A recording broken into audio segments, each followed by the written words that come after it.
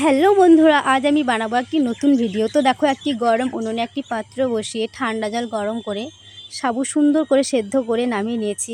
এরপর ওই একই পাত্রে আমি 1 গ্লাস গরুর দুধ ভালো করে গরম করে নিয়ে ওর মধ্যে অ্যাড করে দিচ্ছি 2 চামচ গুঁড়ো দুধ। তো গুঁড়ো দুধ ভালো করে ঝাঁকানাকা করে ঝাঁকিয়ে নিয়ে গরম করে নামিয়ে নিয়েছি। এরপর দেখো, এখানে আমি রাখছি আমার পছন্দের কিছু ফল: আপেল, কলা, বেদানা, সাদা আঙুর, কালো আঙুর, তরমুজ ইত্যাদি ইত্যাদি। আর হ্যাঁ, ওদিকে একটি কাচের পাত্রে দুধ, চিনি, সাবু একসঙ্গে মিক্স করে কেটে রাখা ফলগুলো আচ্ছা করে ঝাঁকানাকা করে ঝাঁকিয়ে নিয়ে এদিকে একটি কাচের পাত্রে সাবুদানার শরবতটি দিয়ে আবারও উপর দিয়ে আমি কিছু ফল ছড়িয়ে নিয়েছি। তো বন্ধুরা, এই ছিল আমার আজকের সাবুদানা জান মন ঠান্ডা করা শরবত।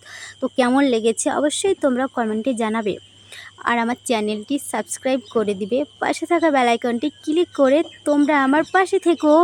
আর হ্যাঁ, আবারও দেখা হবে পরের ভিডিও।